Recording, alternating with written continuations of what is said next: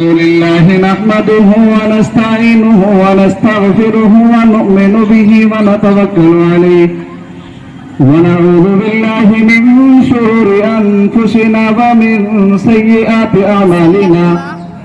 من يهده الله فلا مضل له ومن يضلله فلا هادي له ونشهد أن لا إله إلا الله وحده لا شريك له وصلى الله تعالى على خير خلقه محمد وعلى آله وأصحابه وأزواجه وذرياته وسلم تسليما كثيرا كثيرا أما بعد فأعوذ بالله من الشيطان الرجيم بسم الله الرحمن الرحيم يا أيها الناس إنا خلقناكم من ذكر وأنثى وجعلناكم شعوبا وقبائل لتعارفوا إن أكرمكم عند الله أتقاكم صدق الله العظيم وطن کے جانثار ہیں وطن کے کام آئیں گے وطن کے جانثار ہیں وطن کے کام آئیں گے اس زمین کو ایک روز آسماں بنائیں گے ہمیں یوں بے وطن پردیسیوں غدار مت سمجھو ہمیں یوں بے وطن پردیسیوں غدار مت سمجھو وطن کے ہم بھی ہے وارث کرایہ دار مت سمجھو وطن کے خاک کے ذروں سے آواز آتی ہے وطن کے ہم بھی ہے وارث کرایہ دار مت سمجھو روشنی کا کچھ نہ کچھ امکان ہونا چاہیے روشنی کا کچھ نہ کچھ امکان ہونا چاہیے بند کمرے میں بھی ایک روشن دان ہونا چاہیے اور ہندو مسلم چاہے جو لکھا ہو ماتھے پر مگر ہندو مسلم چاہے جو لکھا ہو ماتھے پر مگر آپ کے سینے میں ہندوستان ہونا چاہیے میرے واجب الاحترام بزرگوں نوجوان ساتھیوں اور پیارے بچوں اللہ تبارک و تعالیٰ کا بے انتہا احسان اور اس کا کرم کہ اللہ تبارک و تعالیٰ نے ہمیں وہ دن عطا فرمایا ہے جس کا ہمیں انتظار تھا آج الحمدللہ 15 اگست منایا جا رہا ہے پوری زمین کے اوپر اور پورے ہندوستان کے اوپر اور پورے ہندوستان کے اندر رہنے والی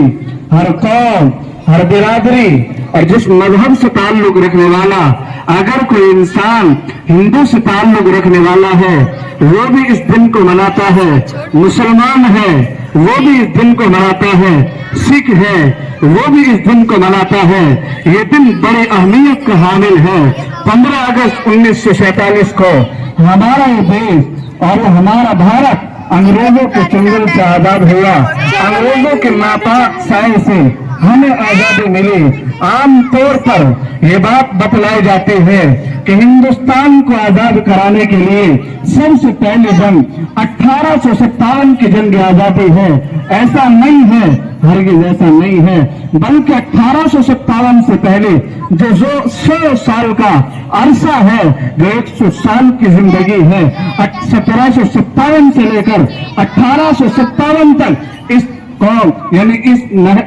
اس کے اندر ہمارے بزرگوں نے ہمارے علماء نے ہمارے بزرگان دین نے اس عرصے کے اندر اپنی جانوں کو قربان کیا اپنے مالوں کو قربان کیا یاد رکھنا جب 1601 کے اندر انگریز اپنی حکومت کو اور اپنے پنجوں کو اور اپنے قدموں کو ہندوستان کی سرزمین کے اوپر لا کر کے کھڑا کر رہا تھا ویسے تو 1498 سے انگریز کی آمد و رفت ہندوستان کے اندر ہوئے لیکن مکمل طور پر منظم طریقے سے 1601 سے تجارت کے رد سے بحری دریا سے وہ نکل کر کے ہندوستان پہنچا اور ہندوستان میں آ کر کے تجارت کا نام روشن کیا اور یہ کہا کہ ہم ہندوستان کی سرزمین پر تجارت کرنا چاہتے ہیں ہم ہندوستان کی سرزمین پر لوگوں کو روزگار دینا چاہتے ہیں ہم ہندوستان کی سرزمین پر غریبوں کو یتیموں کو ایک روزگار دینا چاہتے ہیں तिजारत की गर्ज से हिंदुस्तान पहुंचा, लेकिन कोई माए का लाल इस हिंदुस्तान के अंदर ऐसा न था जो उनके जज्बे को समझ सकता था, जो उनकी तदबीर को समझ सकता था। और वो समझते थे कि हम तो तिजारत की गर्ज से यहाँ हिंदुस्तान के अंदर पहुंचे हैं, लेकिन वो हिंदुस्तान के अंदर तिजारत करने की गर्ज से नहीं आए थे। वो तो हिंदुस्तान के ऊपर अपना तसल्लुत कायम करने के लिए आए थे। वो तो हिंदुस्तान के अंदर अपना कर्जा आयद करने के लिए आए थे। वो तो हिंदुस्तान के अंदर रहने वाली हर कौम, हर बिरादरी और हर मजहब से ताल्लुक रखने वाले को अपने गुलाम और अपने सोसाइटी के अंदर लेना चाहते थे, अपना गुलाम बनाना चाहते थे। आपको मालूम होगा 1700 सदी के बाद जब 17वीं सदी चल रही थे, उस सदी में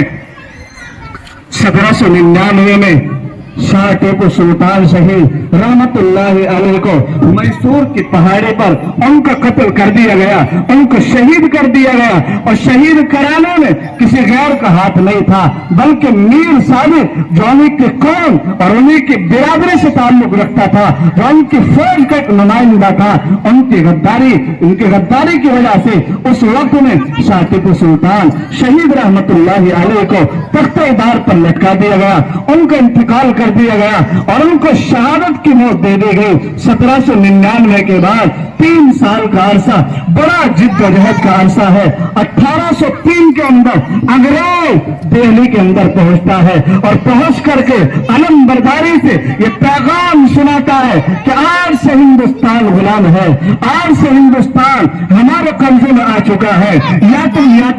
तो यहाँ कोई